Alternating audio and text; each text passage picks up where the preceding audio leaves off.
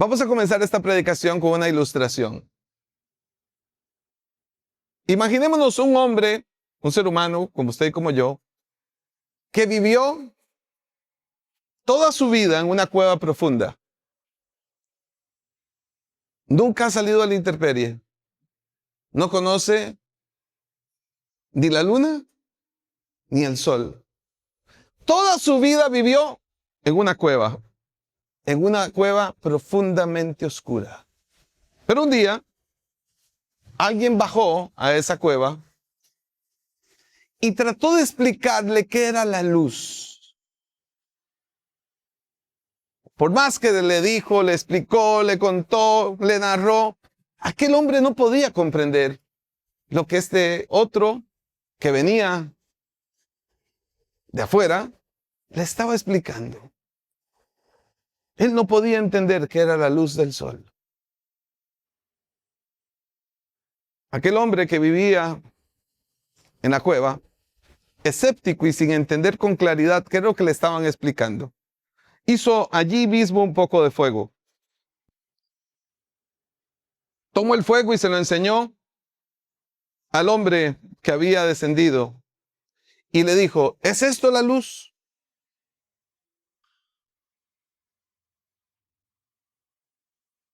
¿Es esto la luz? Como no llegó a un acuerdo aquella conversación, aquel hombre invitó al hombre de la cueva a que salieran, a que descubriera cuál era la verdadera luz. Y cuenta la narración que finalmente el hombre que vivía en la superficie logró que el hombre que vivía en la cueva saliera. Y dice la historia que era el mediodía de un día radiante, completamente despejado, sin una nube de por medio. El sol brillaba con toda su intensidad. Cuando el hombre de la cueva salió, abrumado por el resplandor, cerró los ojos, miró hacia el frente y tuvo que cerrar sus ojos. Y con fuerza gritó: no veo nada. La luz no existe. La luz lo único que provoca es dolor. El día de hoy abordaremos un pasaje cara a cara de Jesús, pero esta vez con un gobernador romano. Su nombre, Poncio Pilato. Este hombre, Poncio, se encontró con Jesús cara a cara. Él se encontró con la luz del mundo. Y según dice la Escritura, Poncio no fue capaz de ver la luz. ¿Quién fue Pilato? En nuestra cultura general, usted ha escuchado la frase, ¿no? Te lavaste las manos como Pilato. Eso lo decimos, ¿no? En nuestras familias. Cuando hay una responsabilidad no asumida, cuando se le pidió algo y no hizo lo que tenía que hacer y puso una excusa, te lavaste la mano como Pilato, ¿verdad? Y eso tiene una base bíblica. Es propio de la cultura, pero tiene una base bíblica, la veremos hoy. ¿Quién es este tal Poncio Pilato? Poncio Pilato es identificado como el quinto gobernador romano de la provincia de Judea. Poncio ejerció su cargo aproximadamente entre los años 26 a los 36 después de Cristo, bajo el emperador, el César, llamado Tiberio. Su papel central en las Escrituras fue ser el juez que presidió el juicio de Jesucristo y quien finalmente autorizó su muerte por crucifixión. ¿Por qué Judea tenía un gobernador? ¿Por qué si los judíos tenían un rey, qué tenía que ver el emperador romano con los judíos? Es una pregunta histórica muy importante para comprender todo el desarrollo histórico que se desenvuelve detrás de la pasión de Cristo. Judea, como lo he explicado en otros momentos, se había convertido en una provincia romana de administración directa, por lo que Roma necesitaba asegurar el orden civil, garantizando la recaudación de impuestos, como lo vimos hoy hace 8 en el cara a cara de Jesús con Zaqueo, así como con mantener el control político de una región conflictiva por sus constantes tensiones políticas y nacionalistas. El gobernador tenía autoridad militar, pero también tenía una responsabilidad judicial. Era un juez que no estaba en Roma, sino que estaba en los países que habían sido anexados por su imperio. Poncio era el juez de Roma que estaba en Judea, dictando las leyes y controlando y supervisando el orden público y la alabanza al César. Una de las responsabilidades que tenían estos gobernadores era incluso la pena de muerte. Así entonces ellos tenían la potestad de mandar a matar a una persona que se convirtiera en un revoltoso, alguien que se oponía a la estabilidad social o alguien que se convertía en una amenaza para la estabilidad de Roma. ¿Cómo fue que Jesús se encontró con este hombre? La Biblia dice que en aquella noche, después de que Jesús tomó los alimentos, los últimos alimentos con los discípulos en el aposento alto, él se retiró a Getsemaní. Cuando él salió de su oración, Judas lo traicionó y lo entregó a las autoridades. Jesús fue arrestado y dice la Biblia que él fue llevado a donde el sumo sacerdote, Anás, el suegro de Caifás, otro de los sacerdotes, para ser interrogado. Anás lo interrogó y luego lo envió a Caifás. Y entonces, cuando llegaron a la casa de Caifás, al palacio del gobernador romano también, allí se da el encuentro cara a cara de Jesús con Poncio Pilato. Vamos a la narración bíblica, por favor, al Evangelio hoy de Juan, capítulo 18, y es la base bíblica del sermón de esta mañana. Juan, capítulo 18.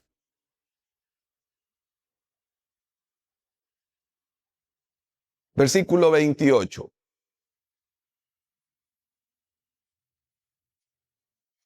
Posiblemente en tu Biblia hay un título en ese pasaje que dice Jesús ante Pilato. Juan capítulo 18, verso 28. Vamos a leer hasta el 38. Por favor, acompáñeme en esta lectura de esta mañana. Luego los judíos llevaron a Jesús de la casa de Caifás al palacio del gobernador romano. Como ya amanecía, los judíos no entraron en el palacio, pues de hacerlo, se contaminarían ritualmente y no podían comer la Pascua. Así que Pilato salió a interrogarlos. ¿De qué delito acusan a este hombre? Si no fuera un malhechor, respondieron, no se los habríamos entregado. Así contestó la gente. Pues llévenselo, dijo Pilato, llévenselo. Ustedes y júzguenlo según su propia ley. Nosotros no tenemos ninguna autoridad para ejecutar a nadie, objetaron los judíos. Esto sucedió para que se cumpliera lo que Jesús dijo sobre la clase de muerte que iba a sufrir. Pilato volvió a entrar en el palacio y llamó a Jesús. ¿Eres tú el rey de los judíos?, le preguntó. Esto lo dices tú, respondió Jesús. ¿O es que otros te han hablado de mí? ¿Acaso soy judío?, respondió Pilato. Han dicho tu pueblo, han sido tu propio pueblo y los jefes de los sacerdotes los que te entregaron a mí. ¿Qué has hecho? Mi reino no es de este mundo, contestó Jesús. Si lo fuera, mis propios guardias pelearían para impedir que los judíos me arrestaran. Pero mi reino no es de este mundo. Así que eres rey, le dijo Pilato. Y Jesús contestó, ¿eres tú quien dice que soy rey? Yo para esto nací y para esto vine al mundo, para dar testimonio de la verdad. Todo el que está de parte de la verdad, escucha mi voz. ¿Y qué es la verdad?, preguntó Pilato. Dicho esto, salió otra vez a ver a los judíos y les dijo, yo no encuentro que éste sea culpable de nada.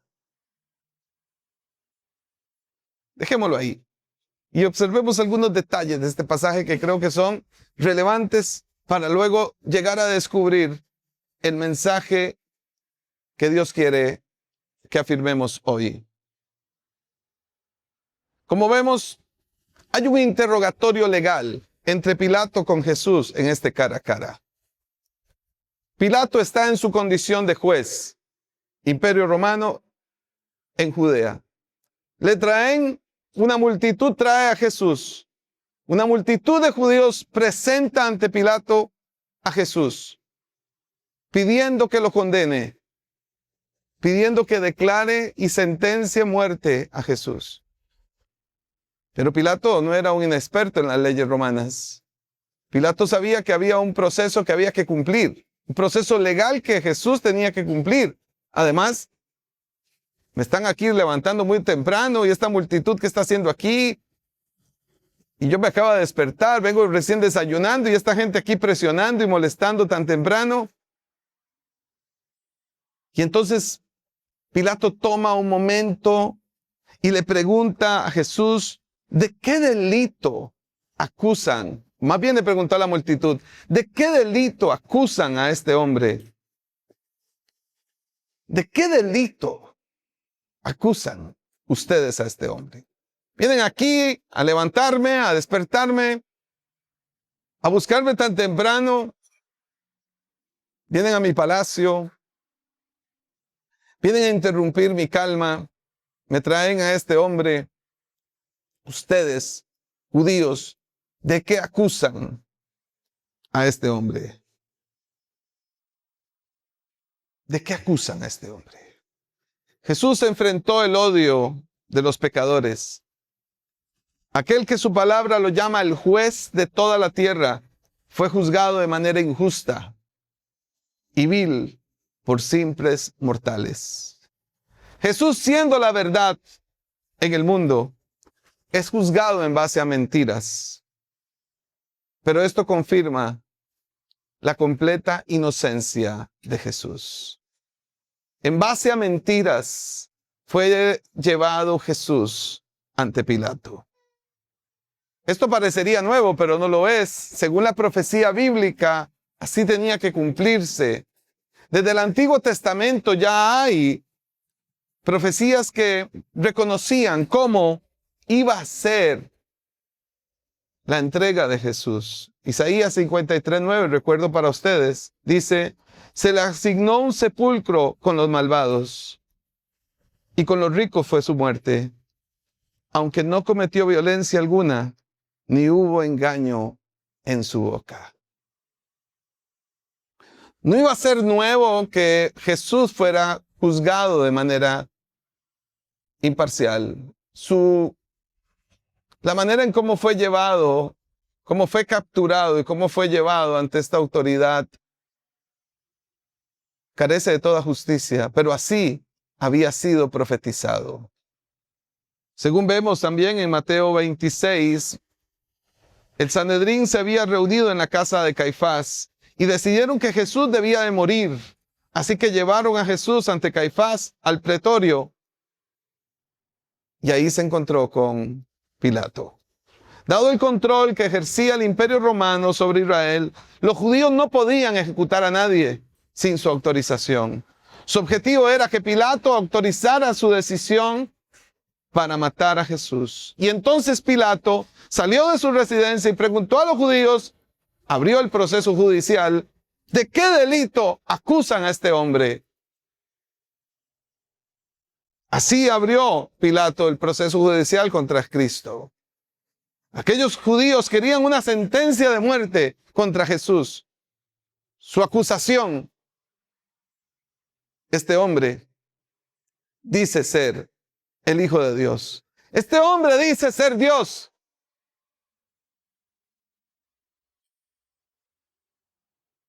¿Estaba Jesús mintiendo? ¿Había Jesús dicho alguna mentira?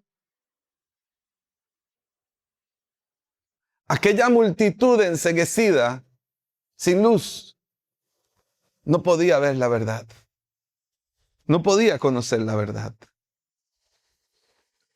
Y entonces aquella multitud de judíos, ante la pregunta de Pilato, no sé si notan la ironía con la que le responden al gobernador, le dicen, si no fuera un malhechor, se lo habríamos entregado. Casi como que le están diciendo, Pilatos, entendé, si lo trajimos aquí es porque esto es un malhechor. Este es un mentiroso. Este es un vendepatrias. Esto es un blasfemo. A este hombre hay que asesinarlo ya. Eso es lo que decía aquella multitud enardecida. Y entonces Pilato dijo, llévenselo ustedes y júzguenlo según su propia ley. Ellos no querían que Jesús llevara un proceso.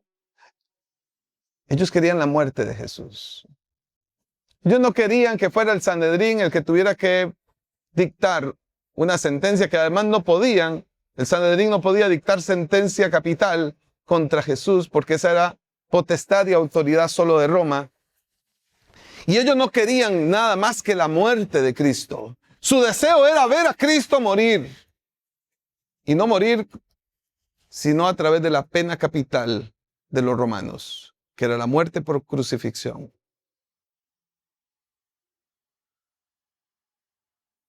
Por eso los judíos le dijeron a Pilato, no tenemos ninguna autoridad para ejecutar a nadie. ¿Lo ven? Su deseo no era ningún proceso administrativo con Jesús.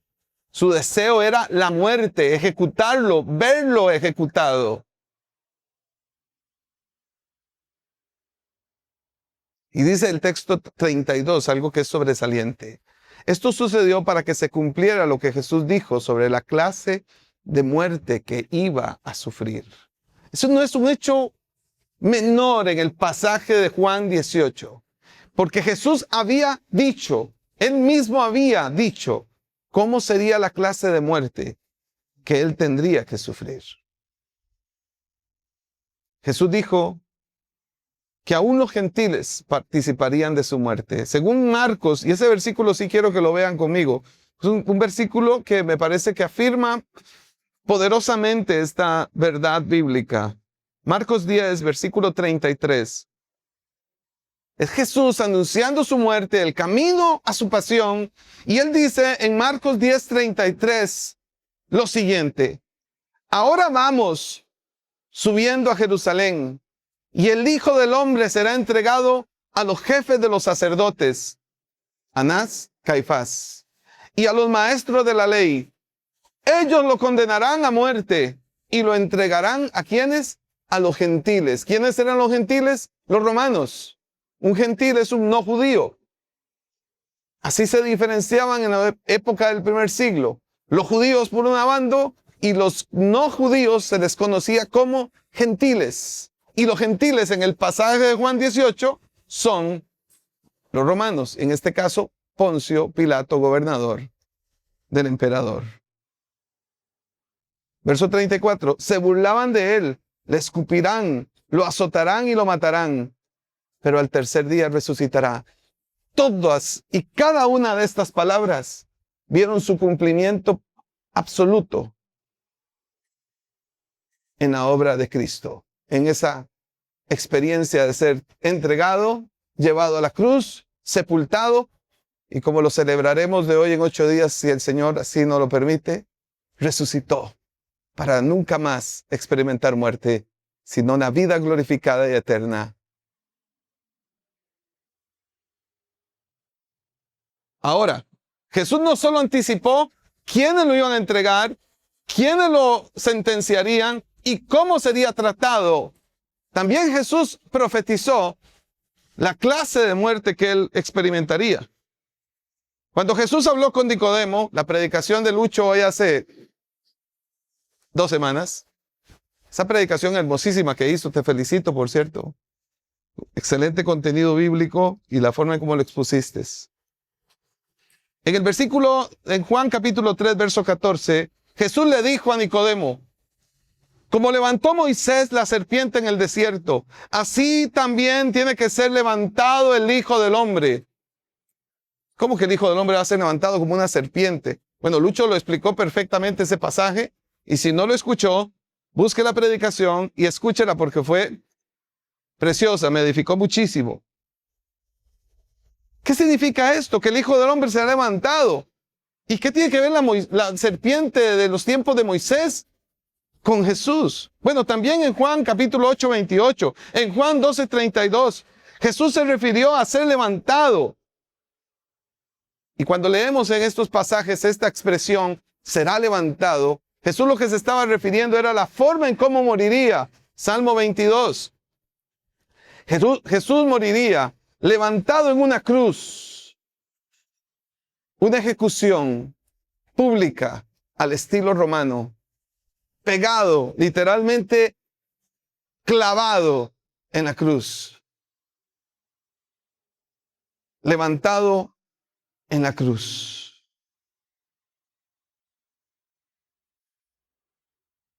Por eso el capítulo 18 de Juan, en ese diálogo de Jesús con Pilato, Juan dice, esto sucedió para que se cumpliera lo que Jesús dijo sobre la clase de muerte que él iba a sufrir. Él iba a ser levantado en una madera, sobre una cruz, y ahí sería ejecutado. No hubo detalle que se quedara por fuera. Todo estaba profundamente manifestado y revelado por la orden del Dios Padre Todopoderoso. Como la multitud estaba enardecida y se oponían a cualquier otra clase de sentencia, como diríamos en buen tico, estaban sentados en la galleta.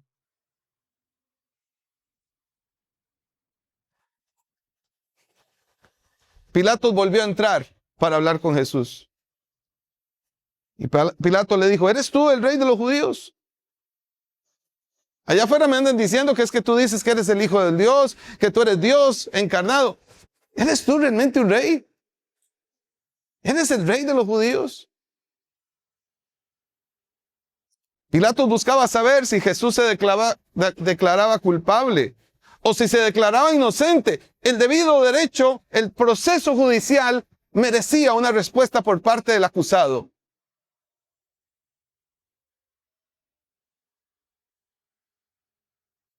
Pilato buscaba determinar si Jesús era una amenaza real contra el Imperio Romano, porque sólo así podía sentenciarlo a muerte. Si realmente él comprobaba como juez si ese hombre con el que estaba hablando era o no era una amenaza para el Imperio Romano. Pero cuando lo veía a Jesús, no podía entender cómo Jesús se convertiría en una amenaza. Este hombre no parece un guerrillero, este hombre no parece un soldado, este hombre no parece un opositor del imperio. Este hombre lo que tiene es un problema con estos judíos del Sanedrín y con esa multitud que está allá afuera gritando. El procedimiento jurídico requería una confesión.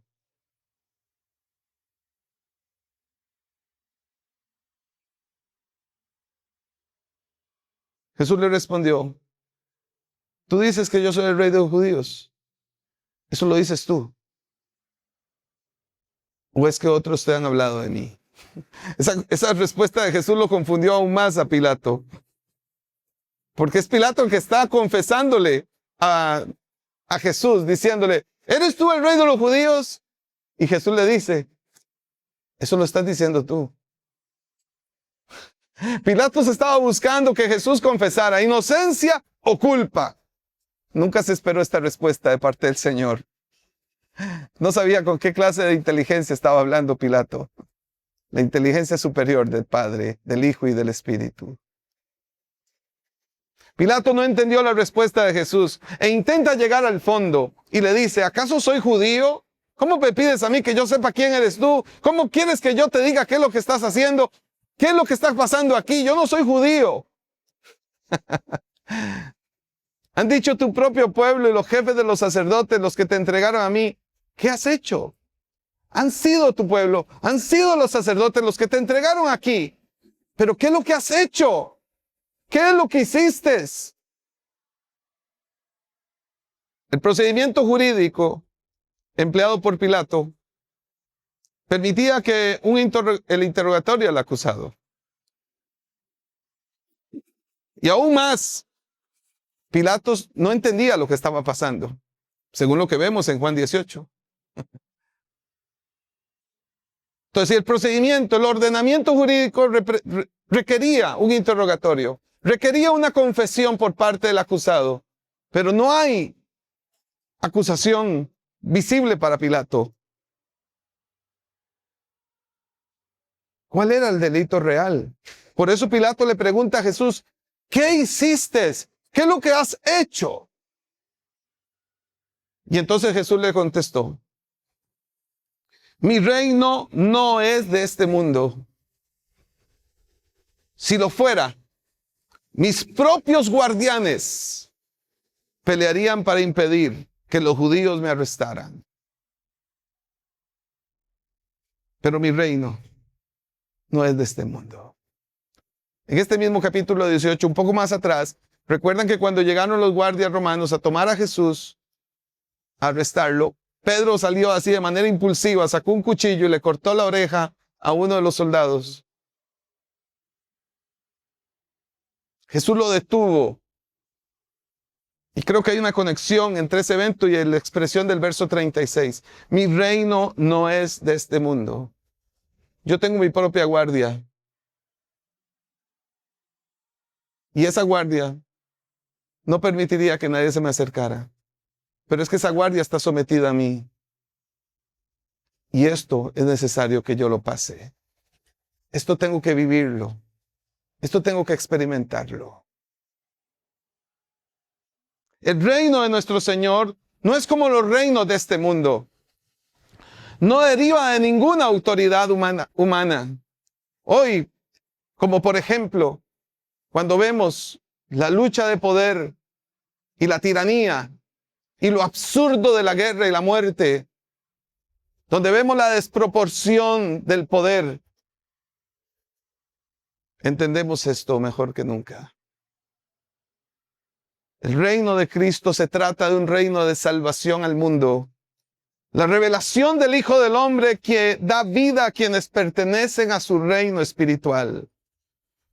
Pero yo creo que la respuesta de Cristo dejó aún más confundido a Pilato. Porque entonces ahora este hombre me está hablando de algo que no entiendo. Él dice que su reino no es de este mundo. Eso significa que él no quiere nada con este mundo, que él no busca poder en este mundo. Y entonces Pilato tuvo que volverle a preguntar a Jesús, ¿acaso tú eres un rey? Y Jesús le contestó, ¿eres tú quien dice que soy rey? Yo para esto nací y para esto vine al mundo, para dar testimonio de la verdad. Todo el que está de parte de la verdad, escucha mi voz. Léase, todo el que está de parte de la verdad, escucha mi voz. Jesús vino al mundo, pero no era del mundo. Él vino de un reino superior, el reino de los cielos. El Señor le aclara a Pilato que su misión no era política, sino que su reino es un reino espiritual para cumplir la misión encomendada por el Padre de ser testimonio en este mundo de la verdad. Misión preciosa, por cierto, gloriosa, eterna. cómo Jesús fue testimonio de la verdad a través de la predicación del evangelio del reino. Jesús vino al mundo a proclamar la verdad del Padre, la naturaleza del pecado en el ser humano, la verdad del juicio, la verdad de la santidad, la verdad del amor a Dios y al prójimo, la verdad suprema de la vida eterna, de la vida después de que partimos de este mundo. Jesús le estaba dando una posibilidad gloriosa a Pilato para que oyera la verdad y obedeciera y sus ojos le fueran abiertos. Pero Pilato estaba ciego, espiritualmente ciego. Pilato era como aquel hombre de la historia de la introducción, que cuando lo sacaron de la cueva, lo pusieron a ver el sol y quedó ciego. Así estaba Pilato en este pasaje, completamente ciego a nivel espiritual. Él estaba frente al sol de justicia. Así llama la palabra de Dios a Cristo. Hermoso título, por cierto. El sol de justicia. Pilato estaba frente a Cristo. Toda su luz y gloria. Pero aún en medio de tanta luz, Pilatos prefirió cerrar sus párpados y dejar de ver.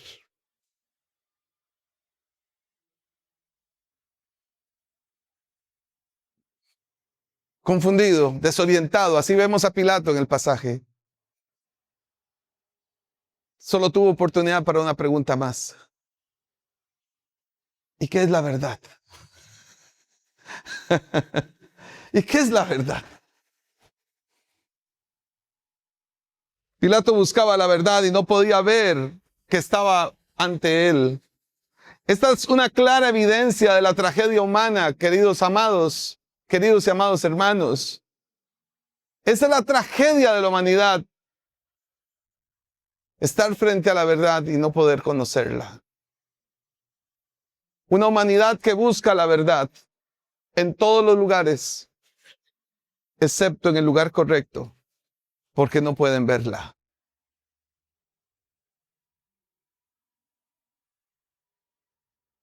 Hoy el mundo les ofrece premios de consolación, pero ninguno se parece ni se acerca a la verdad. Millones de seres humanos por todo el mundo siguen ciegos a la verdad. Y no es una garantía que nuestros países evangelizados desde hace varios siglos, no es una garantía que estemos viendo hacia la verdad. Porque hoy estos mismos países que han sido evangelizados por tantos siglos han torcido la verdad en muchos de sus extremos y han convertido la verdad en mentiras. Y han usado la verdad para imponer sus mentiras y falsificado el evangelio de la verdad.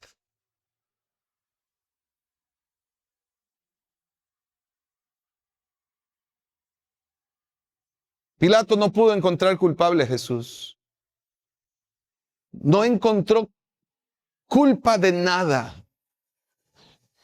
No halló ningún delito de sedición o insurrección que los líderes judíos le imputaban.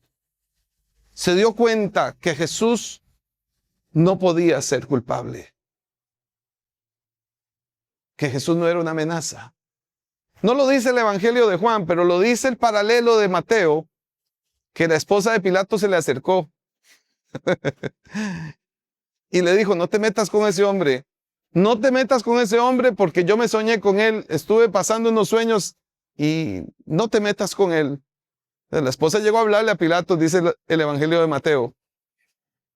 Ya me imagino a Pilato ahí todo nervioso y angustiado. ¿Y qué son esos sueños? Porque esta mujer me viene hablando de este hombre.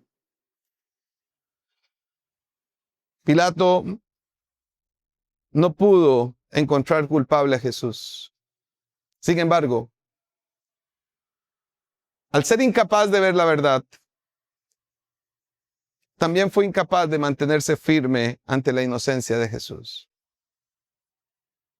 Pilato le volvió a sugerir a los judíos que liberaran a Jesús por ser la Pascua. Sin embargo, ellos pidieron que liberaran a Barrabás. Y entonces, Barrabás era un delincuente que estaba prisionero. Y entonces Pilato mandó a azotar a Jesús. Y a pesar de que volvió a intentar ponerlo en libertad, Juan capítulo 19, cedió ante la presión de aquellos judíos y finalmente cedió, entregándolo para que lo crucificaran. Para que en palabras de Jesús fuera levantado.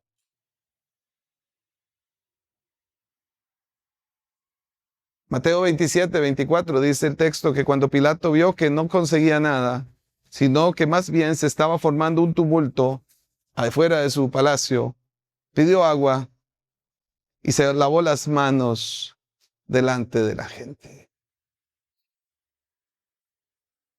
De allí se acusa aquella frase cultural de te lavaste las manos como Pilato. Reflexiones pastorales. ¿Qué tiene que ver esta historia cara a cara de Jesús conmigo hoy, pastor? Es un hecho histórico que está en la Biblia. Pero ¿y qué tiene que ver esto que pasó allí conmigo? ¿Cuál es el desafío de mi fe este pasaje? ¿Qué tiene que ver este pasaje con la fe que tengo hoy con Cristo? Y yo respondería sencillo, mucho. Mucho. Jesús le dijo a Pilato, yo para esto nací. Yo para esto vine al mundo. Qué frase tan poderosa. Jesús afirma que él tuvo un propósito desde antes de su nacimiento. Jesús afirma en esta expresión, él tiene una vida con propósito. Jesús afirma que él es un Dios de propósito y que él cumplió un propósito. Yo para esto nací. ¿Qué responderías? Yo para esto vine al mundo. ¿Qué contestarías?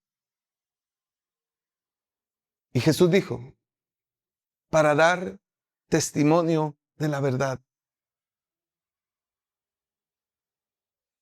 Todo el que está de parte de la verdad, escucha mi voz. Esta declaración tan hermosa de Jesús tiene que también ser una consideración para cada uno de los discípulos y discípulas de Jesucristo. Cuando tu mente, tu corazón, cuando alguien te pregunta, ¿quién eres? ¿Para qué viniste a este mundo? Cuando tu mente, acalorada por la presión, por la tensión, por la preocupación, por la prueba, por el sufrimiento, por la deuda, por la depresión, por la ansiedad, te acuse, recuérdale, yo nací y para esto vine al mundo. Para dar testimonio de la verdad. Al ser seguidores de Cristo, nosotros hemos recibido por herencia esta misma misión. Hemos comprendido que nuestra vida no fue un ejercicio de la suerte ni del destino, de que nuestra vida no es un accidente, de que no fue un mal cálculo del ciclo menstrual de nuestra mamá. En buen tico, hemos entendido que somos personas de propósito, que cumplimos un propósito, que vinimos a este mundo con un propósito. Y hoy te invito a que abraces este propósito que Jesús confiesa en este pasaje, porque creo que al hacerlo Él y cumplirlo Él y experimentarlo claramente en la cruz, Él también lo heredó para ti y para mí. Yo nací, yo vine a este mundo para dar testimonio de la verdad. Yo estoy en este mundo y los días que el Señor me permita vivir en este mundo, para luego partir y consumirme en su verdad. Pero los días que yo esté en este mundo, permíteme, Señor, dar testimonio de tu verdad. Ahora Jesús dice algo más. Todo el que está de parte de la verdad, escucha mi voz. Hay una diferenciación y hay una condición en esta declaración de Jesús. Todo el que está de parte de la verdad, escucha mi voz. Eso significa que puede haber gente que no esté de parte de la verdad y por tanto no escucha mi voz. Pilato, quien está recibiendo de primera mano este mensaje, es un caso ejemplificante. Porque solo el que está de parte de la verdad escuchará mi voz. ¿Quiénes son estos, los que están de parte de la verdad y los que escuchan su voz? En palabras de Cristo, Juan capítulo 10, verso 27. Mis ovejas oyen mi voz, yo las conozco y ellas me siguen. La vida de fe, mis queridos hermanos, perdónenle si le hiero la sensibilidad a algunos, no se trata de una vida religiosa. Eran los mismos religiosos de la época, los que gritaban fuera del palacio, crucifíquenlo. Los mismos, por cierto, que posiblemente estuvieron el domingo anterior lanzándole palmas y telas a Cristo mientras entraba en Jerusalén. Esos mismos que comenzaban a decirle Rey, Señor, Mesías, en la entrada triunfante de Jesús, montado en un burrito, eran los mismos posiblemente que ahora estaban agolpados, apadrinados por el Sanedrín, gritándole en el palacio, crucifíquenlo. Pilato da la orden que lo crucifiquen. ¿Cuál es la diferencia entre el religioso y el discípulo? Ser una oveja que oye la voz y le sigue, o sea, le obedece. Una oveja que oye pero no obedece es igual a nada. Pero la oveja que oye y sigue es lo mismo que Jesús dijo aquí. Todo el que está de parte de la verdad escucha mi voz.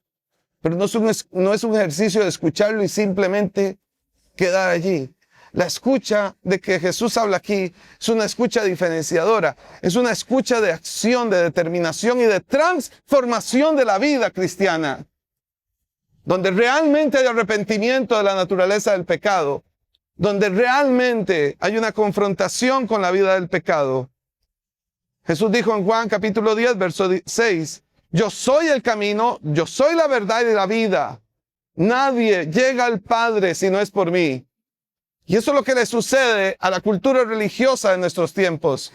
Quieren el beneficio de la salvación, pero sin cruz. Quieren el beneficio de la vida eterna y la promesa de la vida eterna, pero sin transformación de vida. Se inventaron un falso evangelio y se lo vendieron así. Les hicieron ver que era simplemente una oración. Levante la manita, ore así, ya, repita esto, ya. Siga viviendo como le dé la gana. Pero usted ya hizo la oración, se salvó. ¿Es eso el evangelio, con todo el respeto? ¿A dónde encuentras a los discípulos de Cristo vendiendo esta idea errónea y falsa en el mundo? ¿A dónde ves a los discípulos de Cristo en el libro de los Hechos? ¿A dónde ves a Pablo en su misión ofreciendo esta baratija del evangelio? Diciéndole a la gente, levante una manita, repita tu oración y ya. Olvídese del evangelio. No, mis queridos hermanos. Jesús diferenció el que oye y obedece. El que oye y obedece. Y ahí está el desafío con el cual conectamos la historia de Pilatos con nosotros. ¿Qué clase de discípulos somos? ¿Qué clase de gente religiosa somos en esta época? De los que un día salimos a poner las ramas y las telas en el camino y le gritábamos, Rey, Señor, o a los que días después lo llevamos a la casa del gobernador a pedir que lo crucificaran. Juan capítulo 8, verso 31. Jesús se dirigió entonces a los judíos que habían creído en él y les dijo: si se mantienen fieles a mis palabras, serán realmente mis discípulos y conocerán la verdad, y la verdad los hará libres. ¿Cuál es la condición? Fieles a mis palabras. ¿Y qué significa eso, pastor? Es algo muy sencillo. Obedece lo que está escrito. Vive lo que está escrito. Modifica tu vida con respecto a lo que está escrito. Acomoda tu vida a lo que está escrito. No intentes acomodar el evangelio a tu vida, porque eso produce una falsa doctrina. Acomódate al evangelio. Acomoda tu vida al evangelio.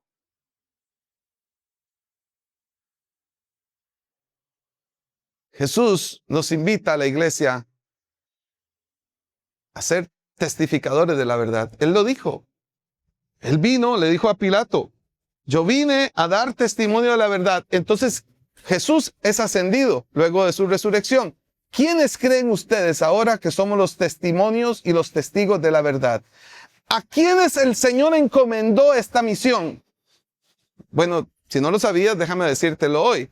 A usted y a mí, a la iglesia de Jesucristo. La iglesia es llamada a testificar de la verdad en este mundo. Incluso cuando sea impopular hacerlo, como es el día de hoy. Adicionalmente, la iglesia tiene la labor de discernir la verdad en un océano de desinformación o información anticristiana que corre en nuestra cultura. Si somos testimonios de la verdad, defendamos la verdad con nuestro amigo, con nuestro compañero, con nuestra comunidad. La invitación que siempre hacemos desde este púlpito: comparte la verdad a otros, porque solo así daremos testimonio de la verdad. Si somos testigos de la verdad no puede quedarse encapsulada en nosotros. Tenemos que sacarla, tenemos que llevarla, tenemos que predicarla a otros. Pastor, yo no sé tanta Biblia como usted. No se trata de cuánta Biblia sepas. Es que si eres testigo de la verdad, el Señor te dará la porción de la verdad para que la compartas con otros. Pero ser testigo de la verdad es también cuidar la verdad. Y hoy más que nunca, mis queridos hermanos, te lo garantizo, como observador espiritual de lo que sucede en el mundo hoy, hay un mundo corrupto, corrompido, que han intentado corromper la verdad de Dios y han enseñado cuánta mentira y falsedad. Por eso no todo el que diga Señor, Señor entrará en el reino de los cielos. Porque enseñaron mentira, enseñaron para sus propios intereses, enseñaron falsedad. Pero nosotros, como testimonio de la verdad, defendemos la verdad, predicamos la verdad, enseñamos la verdad de forma integral con nuestras palabras y con nuestra conducta, con nuestras palabras y con nuestros hechos. La Biblia afirma que el reino de Jesús permanece espiritualmente activo en este mundo. Y un día, Él regresará para reinar físicamente en la tierra, en la gloria milenaria. Apocalipsis 11. La manera en cómo su reino permanece activo en la actualidad es porque su reino existe en los corazones de los creyentes, es decir, la iglesia, donde Jesús es el Rey eterno y el Señor soberano de todo lo que existe. Hoy, mi invitación final, detrás de la predicación, es que comprendamos que hay un mundo que ante la luz y la verdad permanece en tinieblas, pero que la misión de la iglesia sigue siendo la misma. Somos llamados a testificar de la verdad en el mundo de la oscuridad. Somos llamados a llevar la luz al mundo de la oscuridad. Somos llamados, como lo hizo el hombre de la ilustración del inicio de la predicación, de venir de la superficie donde tenemos la luz de Cristo y entrar a las cuevas más profundas de la oscuridad para llamar al que vive allí atrapado a que venga, suba a la superficie y conozca la poderosa y gloriosa verdad de Jesucristo nuestro Señor. Esa misión no es de un equipo de misiones. Esa misión es de la iglesia. Es tuya y es mía. Y la oveja verdadera, el discípulo verdadero, es aquel que oye y obedece. ¿Qué vas a hacer? Vamos, levántate conmigo, oremos y terminemos este sermón.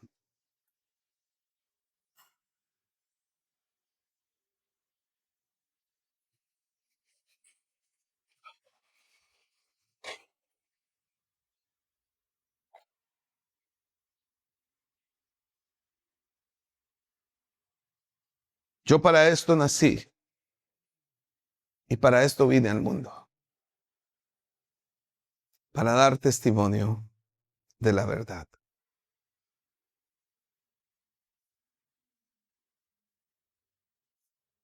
Pastor, ¿puedo creer eso para mi vida? Absolutamente. ¿Sabes por qué? Porque el Señor te escogió para dar testimonio de Él. ¿Qué falta? ¿Qué necesito? En palabras simples, obediencia y fidelidad a la palabra. Oremos para que el Señor le dé al corazón de cada uno de nosotros esto. Pero oremos para que nuestro ánimo se transforme.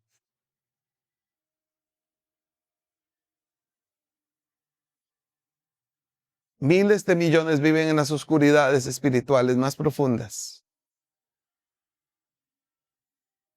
Pilato es un ejemplo de ello.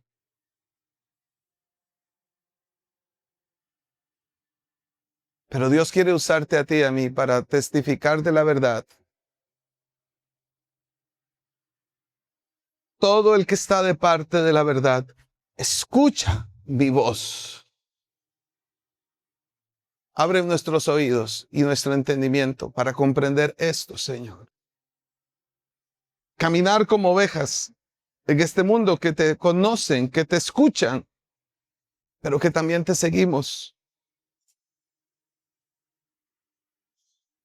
Danos, Señor, el ánimo para mantenernos fieles a tus palabras. Solo así seremos realmente discípulos. Conoceremos la verdad y la verdad nos libertará. Y la verdad nos capacitará para dar testimonio de ella en el mundo. Señor, hoy te pido, enséñanos a estar de parte de tu verdad y llevar esta verdad a otros. No quites de mí, Señor,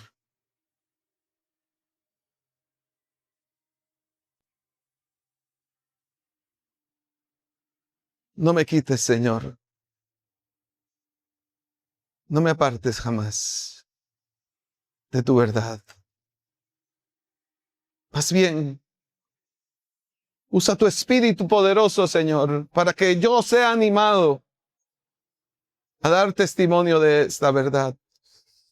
Yo estoy de parte de la verdad, Señor. Ayúdame a través de tus palabras a obedecerla.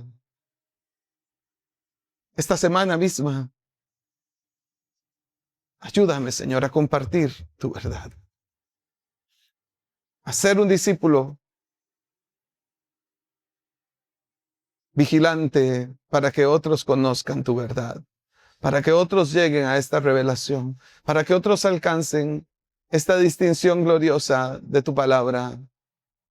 Úsame, Señor. Úsame, pues para esto nací, para esto vine al mundo, para dar testimonio de tu verdad. Quiero ser un testimonio de tu verdad, Dios poderoso. Quita toda falsedad, toda mentira de mi vida, toda debilidad, toda carnalidad, toda confusión. Quiero ser un testimonio de tu verdad y estar de parte de tu verdad y compartirla en este mundo de oscuridad, pues solo tu reino de luz y de gloria traerá salvación y vida eterna. Ayúdanos, Señor, a cumplir con este llamado de parte de Dios. Ayúdanos, Espíritu de Dios, Espíritu de vida, a manifestar esto, a vivir de esta manera.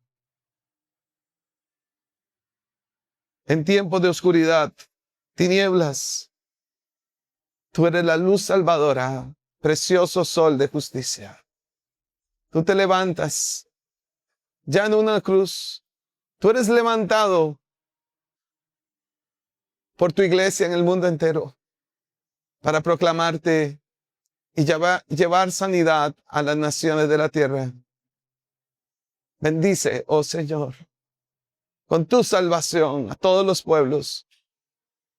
Y como dice Miqueas, que estas naciones corran a ti. Así sea, Jesús. Así sea.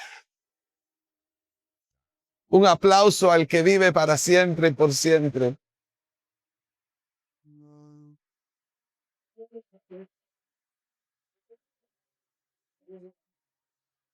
Que Dios les lleve con paz y bendición.